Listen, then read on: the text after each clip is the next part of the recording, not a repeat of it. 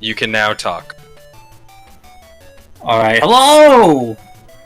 Hello, I am FFRPro21, and this is Pokemon Puzzle Challenge for the Game Boy Color. And this is Pokemon Puzzle Challenge for the Game Boy Color. I have T-Man. How you doing, T-Man? I'm doing pretty well. I am a Pokemon Puzzle League speedrunner, but of course I'm familiar with the other games in the Puzzle League series. Cool.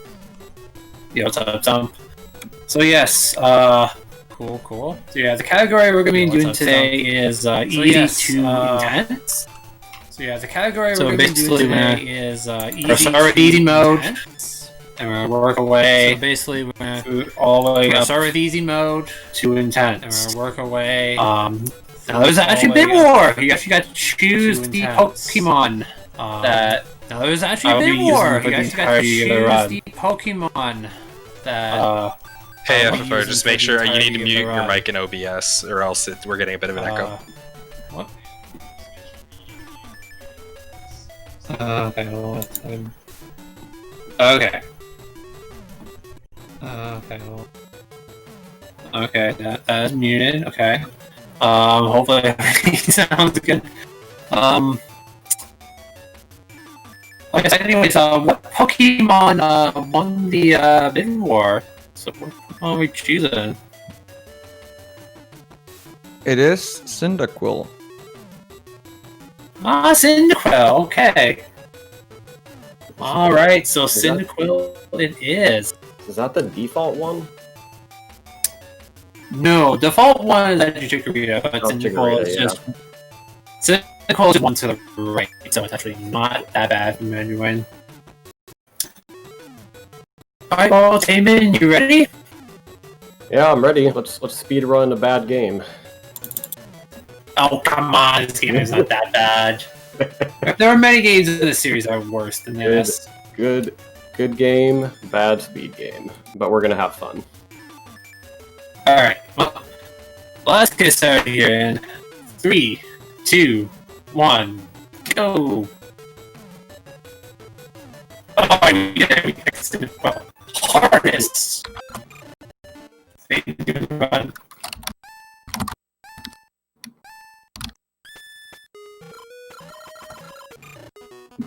Okay, so as we go, so a lot of you guys are familiar with the Puzzle League series, I imagine, but if not, it's basically just a match 3 puzzle game. You can see that as you can move blocks around the grid. If you clear 3 or more, and if you line up 3 or more, they clear. And if you clear more than 3, like 4 or more, it's a combo. If you clear blocks and more fall again, we call that a chain. So in the mobile games in this series, you don't have, like, the opponent doesn't have their own field. Instead, you win by doing chains and combos to damage their health bar. So in the easiest difficulty, you can see that these enemies are going to go down pretty quickly. Their health is very low. They're not really going to do anything. And really, they're going to go down with just like a small chain and some combos in easy mode. So really, you can knock down easy mode, and a skilled player can take down easy mode in under 4 or 5 minutes. And in other Puzzle League games like Tetris Attack and Pokemon Puzzle League, the opponent, like I mentioned, they'll have their own field, so they would do their own combos and chains and send you garbage. In this game, because the opponents don't have the field, they just randomly send over combos and chains, and as the difficulty level ramps up, they will send more and more. So on easy mode, they're mostly just going to send, like, the occasional 4 combo or 2 chain.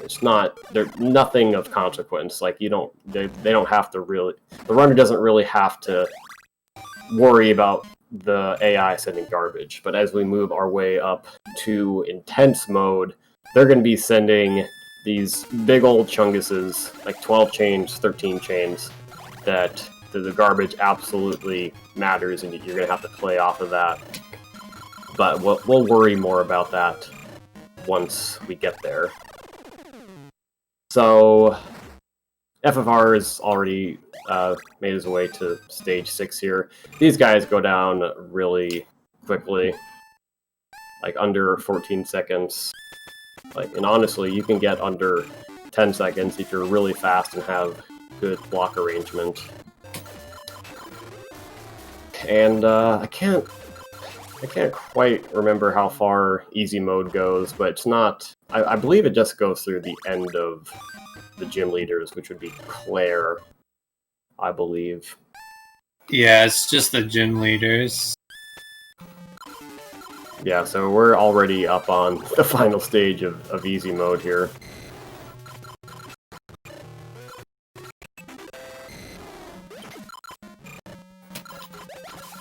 This game... As soon as we're done one, difficulty just off your stats. And on to the next one. Well.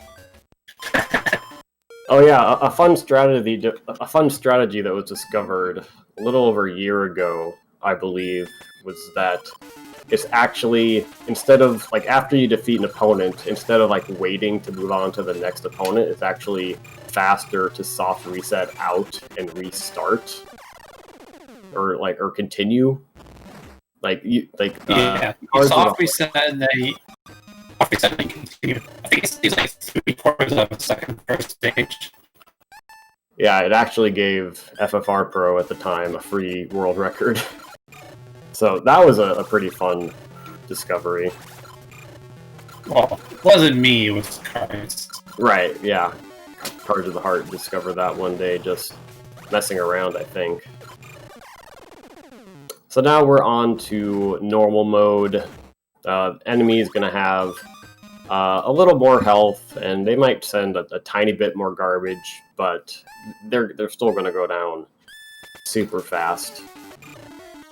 I think you want to do, like, I don't know the exact numbers of like how much health these guys have or how much they chain. This is not my speed game, but basically we have a spreadsheet.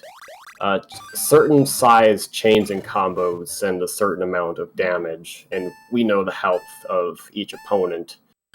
So basically, we know how much we have to do in order to knock their health down. And on the easier difficulties, you can just do that in a single chain if you're good enough, like with some combos sprinkled in. Yeah, I think you can defeat up to. I think you need some of the S hard opponents in one chain.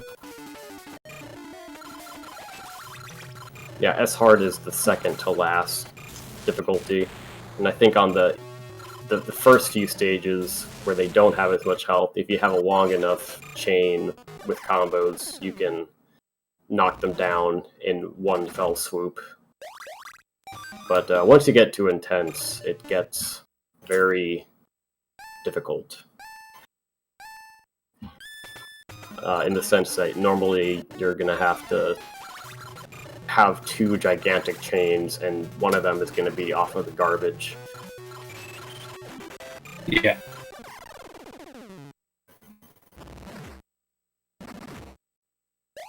And so far, just cruising along here. Yeah, so it's pretty fun to run these easier categories.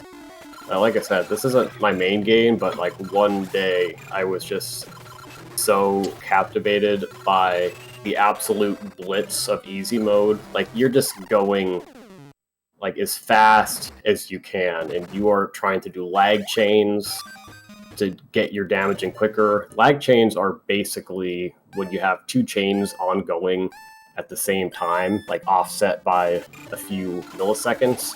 And I would call getting lag chains set up is probably as good as you can get as a Puzzle League player. Like, it really is it takes an incredible amount of cursor speed and board awareness. So I did that once for like 5 or 6 hours, like from 2 a.m. to 7 a.m. I was just absolutely captivated by just going as fast as I can. Like the way this game works, or the easier difficulties at least. Like imagine a traditional speed game, but you can like actually impact your walking speed. That's basically what you're doing by just going as fast as you can with the cursor movement and the chaining. Like you don't have a fixed speed. Like you can go faster. There is like an upper limit, and some players are ridiculously good and have ridiculous cursor speed, FFRPro included, and other runners such as Blimzer and Yoshimitsu. And Yoshimitsu's a big one. Every game in the series. Sorry, I didn't catch that. It's Yoshimitsu that just beats every game in the series. Yeah, Yoshimitsu, he is so good. Like, just to talk about some of the community lore, a lot of people are familiar with Cards of the Heart. He grinds these games a lot. He took back world record in Pokemon Puzzle League Easy Mode, and then Yoshimitsu just came and got it less than 24 hours later. So he's pretty good. And you can see now we are in the Elite Four in normal mode, and in normal mode it does not go all the way through. I think it's just the first 2 or 3 people.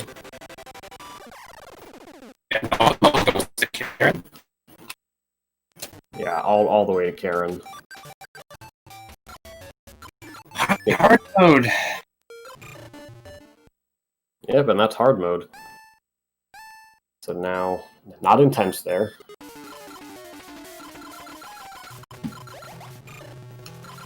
That would be a bad idea.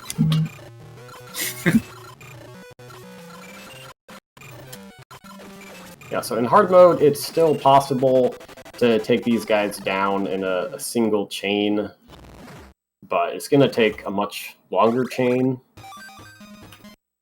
And I think it's still possible towards the end, but it has to be like a 12 or a 13 chain. Yeah, you can still get all of the opponents in one chain. Yeah, and then once we move out of the beginning of super hard is when it's going to have to be multiple chains. And then of course doing combos in your chains is really important. So it does have that in common with Tetris Attack. Tetris Attack, you just want to send as much garbage as fast as possible, which involves adding chains into... adding combos into your chains, excuse me. And then in this game, it's just... instead of sending garbage, it's sending damage to their health.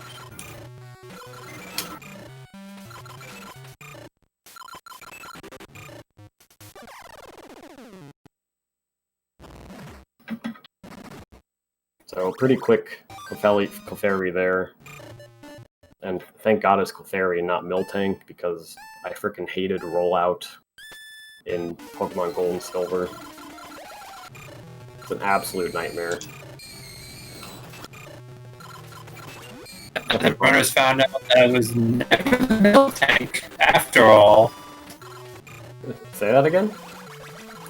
And then Pokemon speedrunners found out that it was never the Miltank. It's always the Clefairy. Oh, Clefairy ruins the runs in Gold and Silver?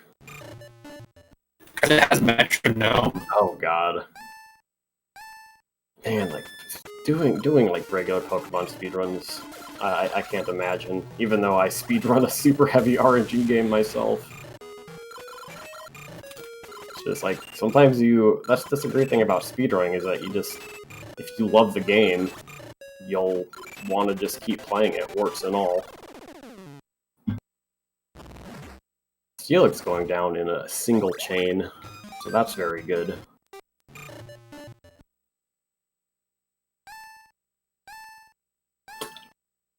Hollow was never that difficult if you had a good fire Pokemon.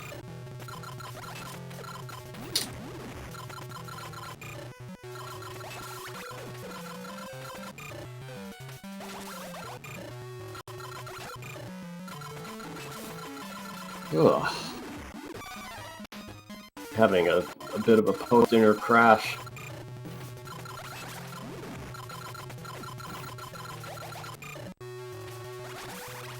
Okay, Prime didn't heal, so that's good. Oh yeah, the healing mechanic is something that's going to come into play pretty soon. If as far as I understand it, once the enemy falls under half health, I believe, or a certain threshold, they have a chance to heal. And that doesn't really matter in earlier difficulties because you take them all out in one chain anyway, so they don't get to low health. But as we get to super hard and intense, it introduces an RNG mechanic, and actually it's very important to try to do just enough damage so they don't fall into the healing range, and then do one final gigantic chain to take off the rest of their health. Like, that is the most difficult thing about intense once we get there. And it will be an issue if FFR ever drops his chain and doesn't take them out in one go. So you can see Dragonair has a quarter health, so they could heal here. It looks like they didn't, unfortunately. But that wastes... It could waste anywhere from a few seconds if you have like another chain or combo set up to maybe like 30 seconds if they were at a sliver of health and they heal and you don't have many blocks, which in Intense is probably going to be the case because the enemy is going to be dropping a bunch of blocks on you. So it just takes a long time for that garbage to clear. So it can waste a lot of time. Like, healing, I really don't like a healing mechanic at all. It kind of prevents Pokemon Puzzle Challenge, at least the later difficulties, from being kind of pure skill runs. Because there's the element of RNG of, like, are they going to heal? Like, are they not? Like, if they didn't have the healing mechanic, it's just a race of who can chain the most, the fastest. And I think that would be really neat, but instead we have this healing element that personally turned me off of speedrunning the game. To be fair, it's kind of like them using potions and whatnot. Yeah, like they're trying to simulate the gym leaders in Elite Four using potions in the base games, which is also dumb. Like, let's be honest. Like, it HP basically.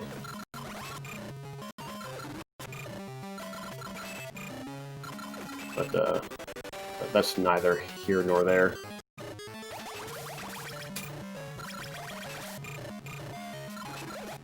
Yeah, if anyone has any questions about the game, feel free to ask in chat. I'll do my best to answer based off of my limited exposure to this game.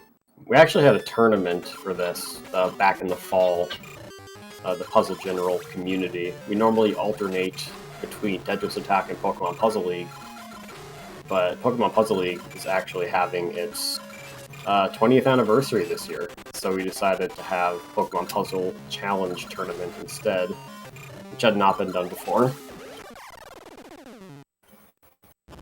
Well, this game as well is also celebrating its 20th anniversary this year. Sorry, say that again? This game is also celebrating its 20th anniversary this year. Oh yeah, I think I did not know that actually, but I think we decided to go with the Puzzle League tournament because it's more well known.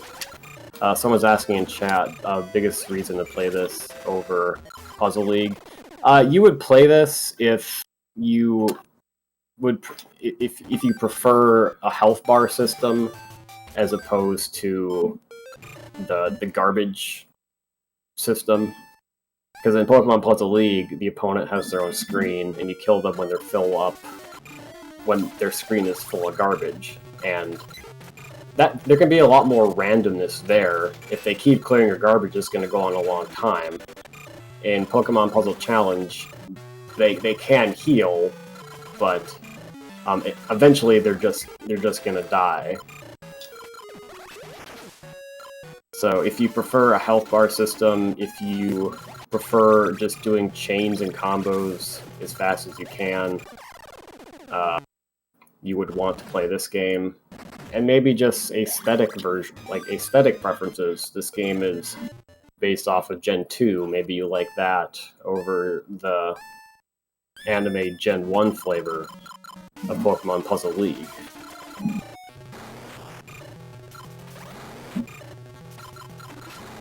I think that's the great thing about the Puzzle League series, which is like Panel Dupont, Tetris Attack, Pokemon Puzzle League, Pokemon Puzzle Challenge, Planet Puzzle. About that is that there's there's different flavor to each game, and like kind of minute mechanical differences between the games as well. Like Tetris Attack feels a little different from Pokemon Puzzle League and Pokemon Challenge, and Panel Dupont has its own feel. So even within these games all have the same mechanics, but they all have their own feel to them. There are some people that basically just play or stream or speedrun Tetris Attack or Panel Dupont. They don't even touch the other games.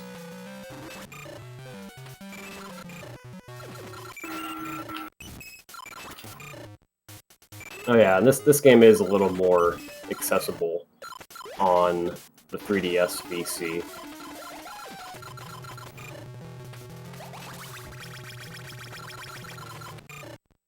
So right now, FFR is going through S hard, and this is the point where he's going to start having to do multiple chains in order to take these guys out towards the end of S hard. Well, we can still get knocked down with one chain, but right now we're not executing that very well.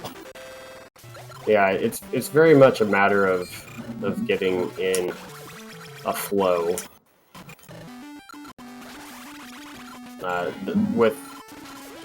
You want to go as fast as you can, obviously, and that means like you might, be a little more reckless, or you might make mistakes. Like some players are much more high variance, where they're just going to go for crazy plays for the sake of speed, versus some players might play a little more methodologically, which will be a little slower but consistent. And really, if you're speedrunning, you probably want to use the high variance strategies and hope like you can get everything to pan your way in a single run. But in a tournament setting, when you just have single matches against people, like the consistency versus high risk strategies really matters. And if you're going against someone who you know is probably better than you, then you might have no choice but to use the high variance strategies and hope you can get things to break your way. I went against FFRPro in our Pokemon Puzzle Challenge tournament, and I absolutely had to go balls to the wall because his cursor speed is just so much faster than mine. Also, that was a shout-outs to that frickin' 14 chain there.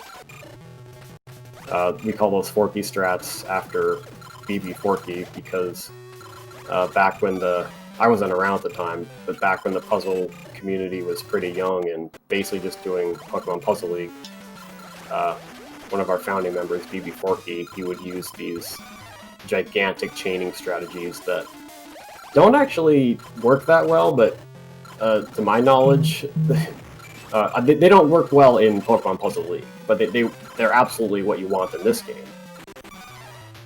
Because, like, the more you chain, like, the bigger your chain gets, the more damage you're doing to the opponent. But Forky would use those strategies in Puzzle League and have good luck with them. So we call them Forky strats.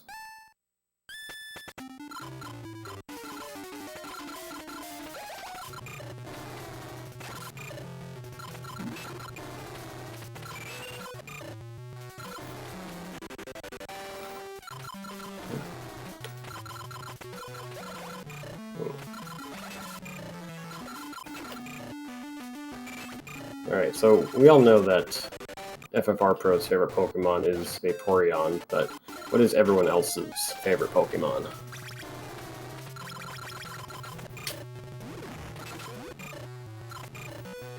My favorite, personally, is Absol. Absol's pretty good. Ooh, Arcanine. Raikou Rider, I'm guessing your favorite is Rayquaza. And Arcanine, also known as a literal dog in Pokemon Puzzle League and the anime, because his sound effect is just like a dog barking.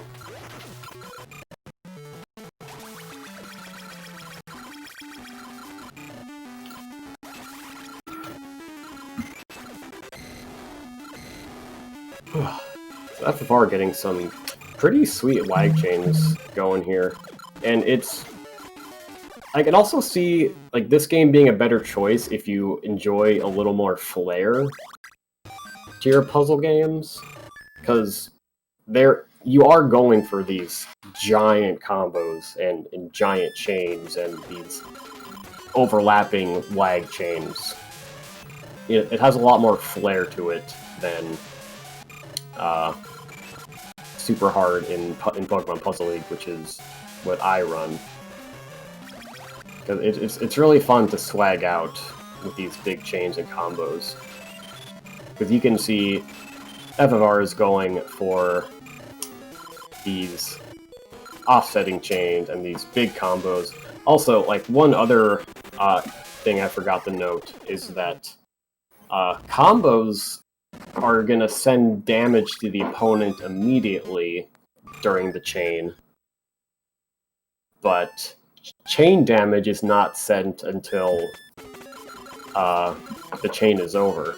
So one big feels bad moment could be, let's say you are chaining and you do a combo that puts them into heal range.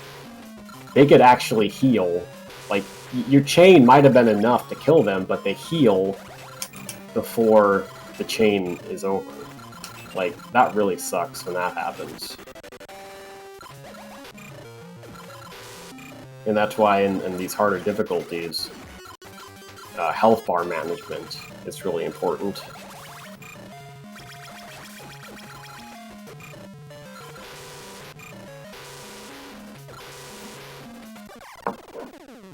Oh yeah, Raikou Rider is a member of our Puzzle League community, Puzzle General.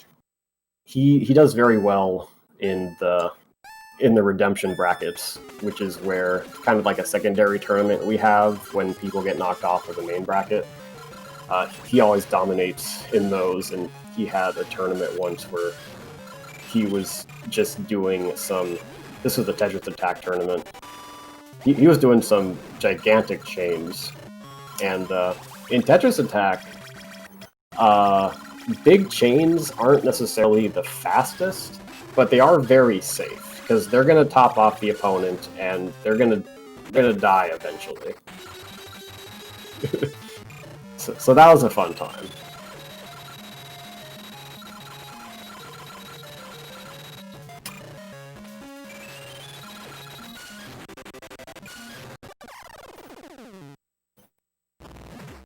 Yeah, so we're moving on towards the end of S-Hard here as Hitmontop goes down. I believe Hitmontop has the most health in Intense, but I think... Yes, he does. But it kind of changes between difficulties. Like, I don't think he has the most health in all the difficulties. I think in one of the difficulties, Murkrow has the most health, oddly enough. Oh, yeah. I think Murkrow has the most health in normal, for sure. Yeah, so we've done a little... Or I think Card to the Heart did some reverse engineering of this game some years ago. And we figured out the health of all of these opponents. So right now Murkrow is probably going to heal. FFRPro is going to try to damage her as fast as possible. Fortunately does not heal. And we're moving on to the final stage.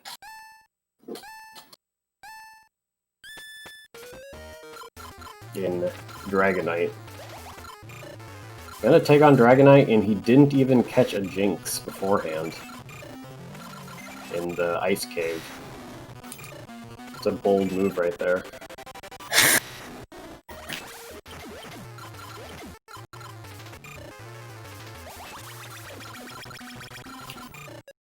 Dude, no joke. The original Gold and Silver still hold up today. I know we have the remakes, which just have more content, but Gold and Silver were just absolutely mind-blowing when they came out, with how much they expanded upon the original concept. Like, when I got Gold and Silver, I was the coolest kid in preschool.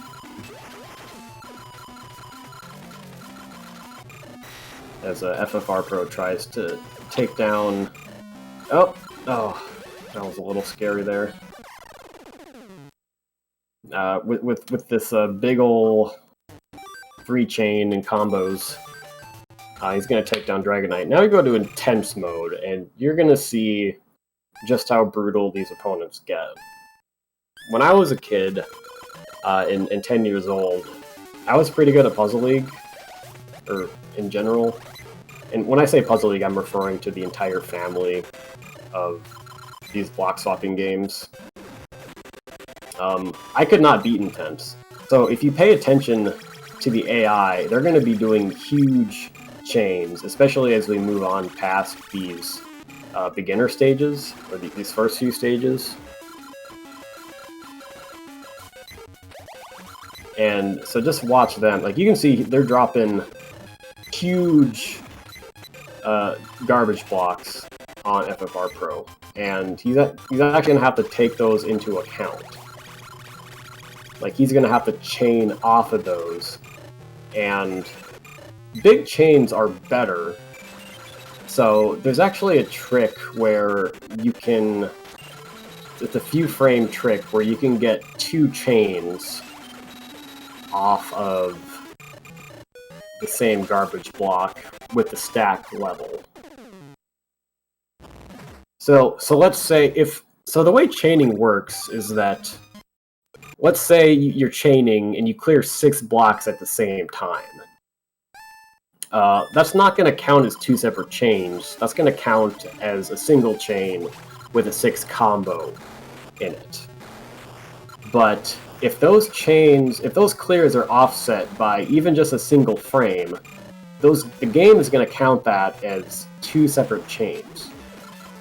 So, as FFRPro chains off of the garbage, if you do a swap, it's like within 1 or 2 frames, if you do a swap in a clear within 1 or 2 frames after the block lands, you can actually offset it enough to where it'll still register as a chain. Oh, and FFRPro's going to have to take the reset there because he was hoping that he would finish Kakuna off, but did not quite have enough, and he's going to have to try that again. Yeah, no, that's today.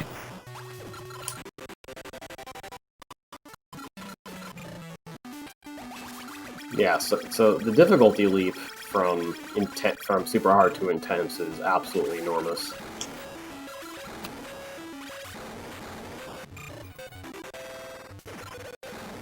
Would we have a second for a quick announcement?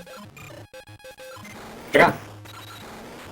Right, I would just like to remind you, you're watching NASA 2020 online. We are raising money towards Save the Children. We have already raised over $400. Thank you so much for donating towards this great cause. Your donation go towards Save the Children and their mission in giving children a healthy start in life, the opportunity to learn, and protection from harm. Thank you so very much for all of your donations, and be sure to keep them coming. Thank you. Yeah, go check out those incentives and donate for something that you want.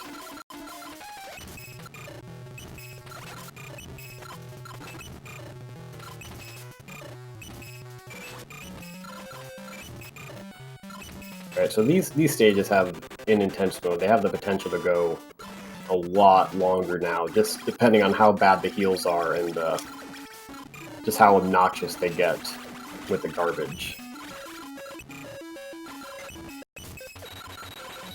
And if I believe that early on, like ideally, you want to beat them like under 50 seconds, and as you get to the later stages and they have more health, you want to be beating them within like minute 20 or minute 30 or so.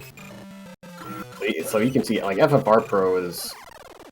So what happened was he had a chain going, and then a big garbage block fell on him. Like, the chain actually cleared the garbage, and then he kept chaining off the garbage. That's how he was able to get such a gigantic chain there. And takes out the rest of Clefairy in one fell swoop.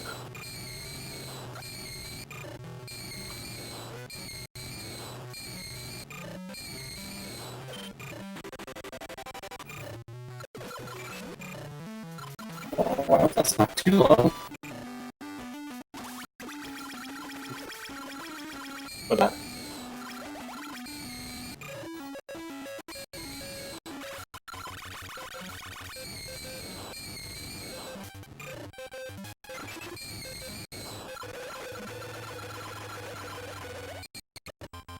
And one of the reasons this estimate is set so high is just because of any puzzle game, there's a lot of RNG and things can go pretty wrong. So we set the estimate pretty high in comparison to a reasonable time. FFRPro is going to have to be careful that he manages his blocks carefully to leave himself with a clear. He's going to drop that because that's going to take out Ghastly. And when you're speedrunning intense, or really any difficulty, you have to get a sense for how much damage you're going to do based off of your chains and combos, and like looking at their health bar. And there are exact numbers involved, but you can't really like tally your damage and chain at the same time. Like, you just can't do that math that fast. So it's really just developing a rough sense and hoping that you have enough. So he was breezing through all these stages through S-Hard, but it's gonna slow down a lot here. Because intense really is intense.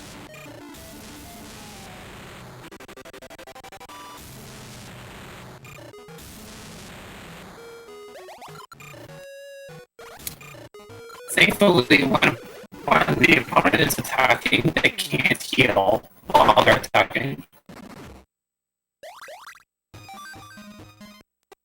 Yeah.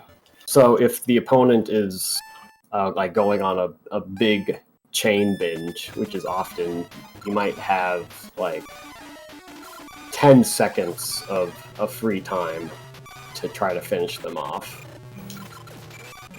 But the healing mechanic is definitely the source of the most RNG in intense mode.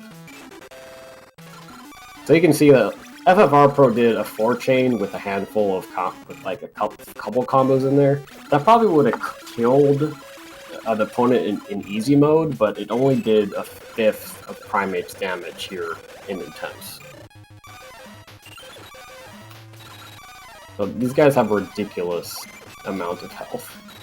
And I remember, like, when I was a kid, just not even being able to get past Pidgey sometimes. Because another interesting thing about Pokemon Puzzle Challenge is that you are not guaranteed to get clears off of the garbage. So what I mean by that is, like, let's say you have two reds in your 2 rows of blocks below the garbage. When you clear the garbage, it will also give you a red in Pokemon Puzzle League, for instance. It'll basically give you a clear based off of the blocks you have down below the garbage, if you have enough. In Pokemon Puzzle Challenge, that is not a guarantee. You could have the garbage could clear in a way such that it doesn't give you a clear down beneath, and now you have to like kind of scramble to find a clear. Like you can't just arrange one, and sometimes you'll just end up with a really crappy block arrangement, and it'll seriously slow you down, or you might just even die. Just like that. Yeah, like FFR Pro is kind of having a bad time right here. It's definitely a lot more difficult. Because in Intense, like, every stage is going to have a lot of garbage handling.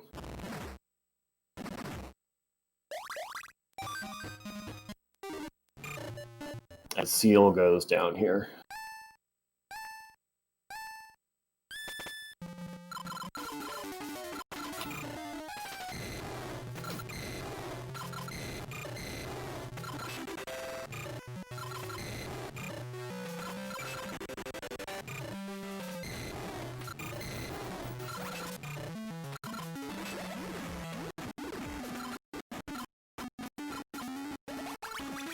Yeah, as Raikou says, there's no way to get around the garbage in Intense. The developers definitely turned up the algorithm to 11 when programming these opponents. Unless you're a task and you can do 28 combos. 28 combos are a meme. Oh, speaking of tasks, I recommend, if you want to see something cool, one of our members, KSS, has actually made a combo-only task of Paneled Upon, where they take down the opponents with no chaining, just combo. So you can search for that on YouTube, and that is a ridiculously cool run to watch.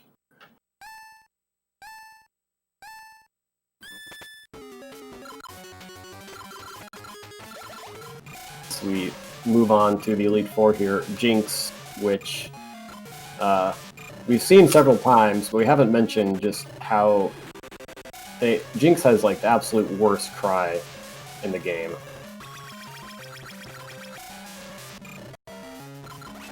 Also, fun fact, it is only intense difficulty that Jinx can chain. Say that again? Jinx can only do chains on intense difficulty. Wait, Jinx doesn't chain in other, like in easy or anything? Or hard? That's hard for Jinx chain. That's really weird. I did not know that.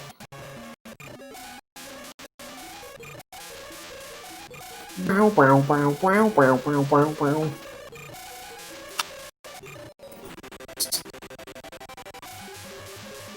Ooh, I'll get 8, 9, 10. I wonder, that's gonna have to be enough because he's about to get topped off. Oh no! just a sliver left.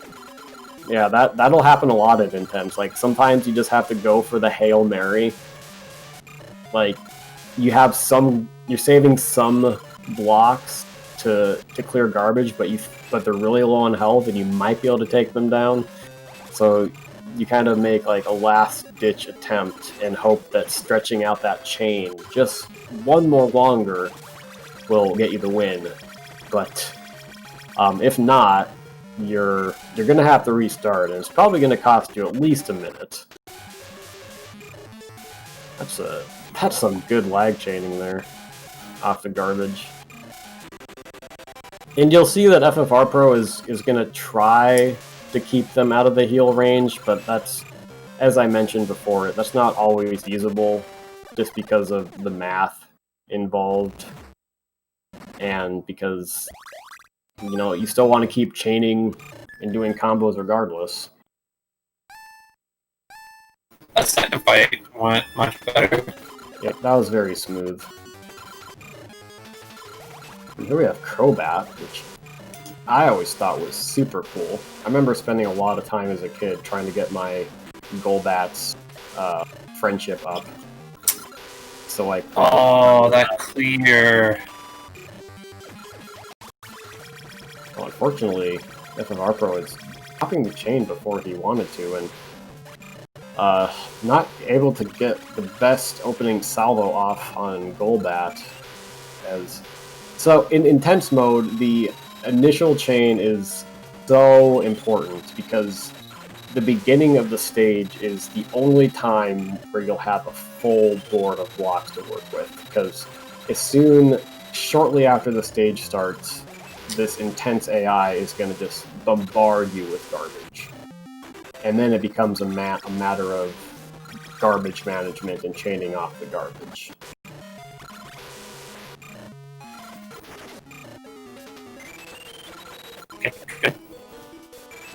Okay. Hopefully Golbat doesn't heal here, and doing an 8 chain just to be safe, and that'll take him down.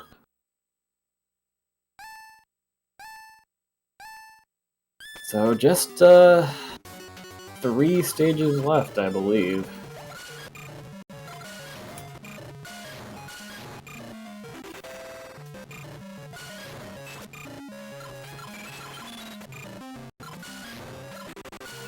Oh yes, and Hitmontop has the most health in Intense, and therefore the most health out of any stage in the game. I think what frustrated me as a kid and blew my mind was like, I would do a huge chain, and I'd be like, what the heck, that didn't even do half their health. Like, Intense mode is like when you have an RPG or an action game where you have a boss that's just a damage sponge, where it's not necessarily hard if you're a good player, but it just takes so long. Oh, and shout-outs to Devo and Raikou in the chat, who are filling in some of the gaps in my knowledge of this game. Oh my goodness. Take several 10 chains to knock out Hitmontop. Yeah, unfortunately, Hitmontop is... You can just get stuck in these cycles where you'll get them down really low, and then they'll heal, and then you'll get them low again, and they'll heal. Like, unlike the actual Pokemon games, where they can only do a full restore or Super Potion once, I believe, or maybe twice, I don't think these guys have a cap on how much they can heal. Like, you can see Hitmontop is healed all the way back up to halfway. And by the time they're healing, like, they've already sent you a bunch of garbage, and you're limited in how fast you can do stuff. FFRPro is just gonna hope that a 12 chain is enough, and it's not, and he heals once again, and that is what makes Intense mode just so frustrating, is that you get caught in the infinite rock rolling of Greek mythology that I am forgetting the name of that myth right now. But it's based. This is the Puzzle League version of that.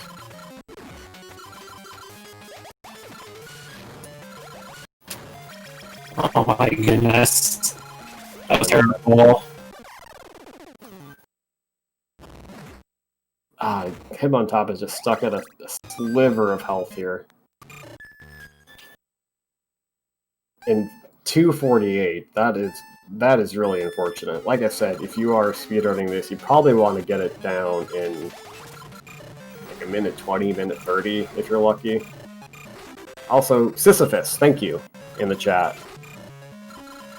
I'm half Greek. I should know all my Greek myths.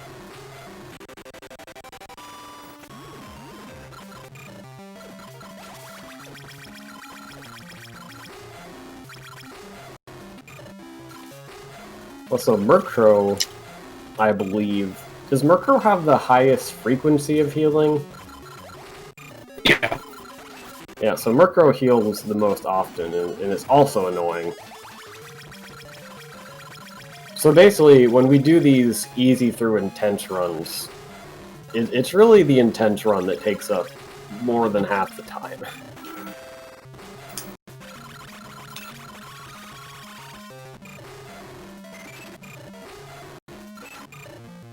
It's fairly ridiculous.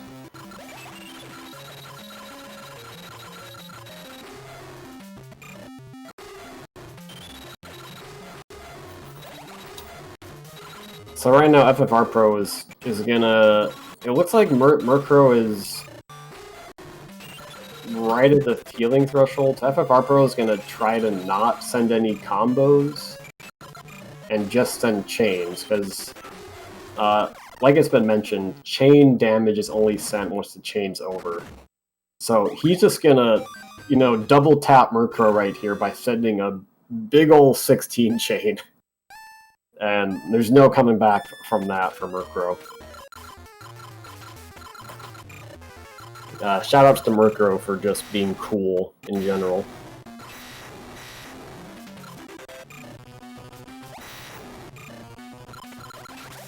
As we are on to the final stage, unfortunately, FFRPro having a difficult time with that initial chain.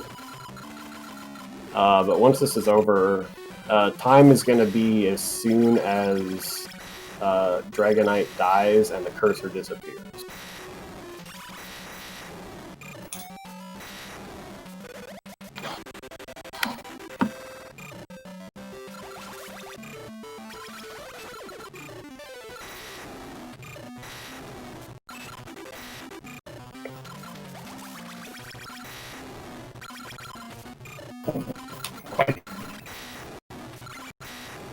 Oh, it died, okay.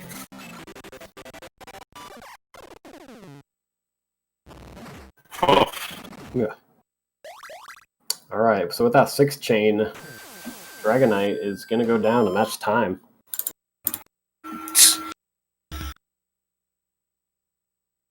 So that's pretty good. 50-49? Yeah. Or it is about 10 minutes faster than that. Dude, but that is actually June 5th, 2020 NASA Marathon world record. Yep. So congrats on that. No, that was a very solid run. It's cool to be able to do easy through intense, which kind of shows off a variety of strategies for the different difficulties. You know, just going really fast for the first few difficulties, and then the whole insanely good AI at the end, and having to do the garbage management and health bar management at the end.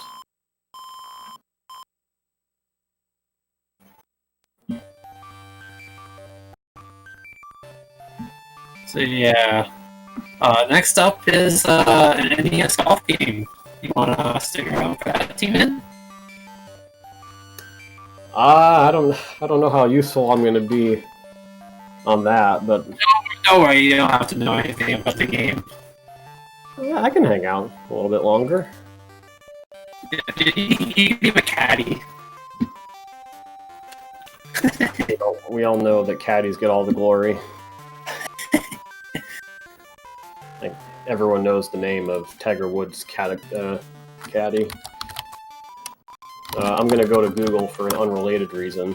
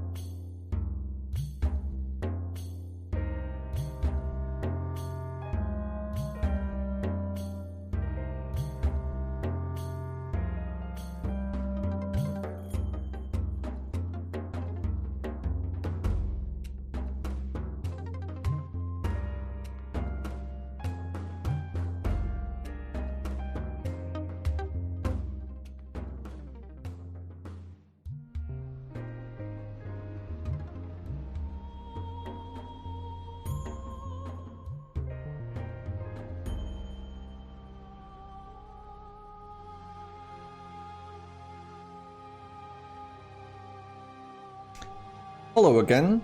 We've just seen Pokemon Puzzle. Why do I keep saying puzzle? Puzzle challenge. Excuse me. Pokemon Puzzle Challenge. A run from easy to insane that got pretty heated towards the end, as the name insane would suggest.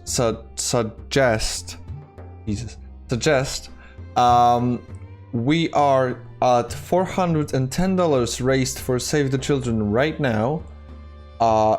We greatly appreciate all the donations you've sent our way so far, or rather not even our way, but to Save the Children, because all of your donations go straight to Save the Children and they help the children around the world.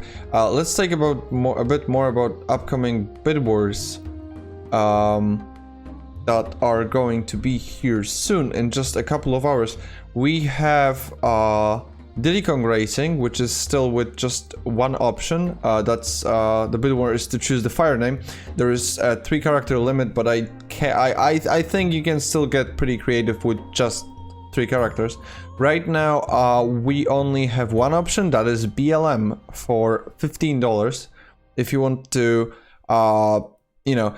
there is really no if you're just interested in the bid war, there is really no excuse to not donate, since even if you don't have enough money to outrace the one option that's already there, you can still like put an option there, and some other person may find it interesting enough to push it over the already existing one. So anyway, we have just one option right now with $15. If you want to beat it, it's just gonna cost you $15. Another one of our incentives, another one of our bid wars even, is The Sims 3, which is coming up in a couple of hours, about 4. If we go along with the schedule.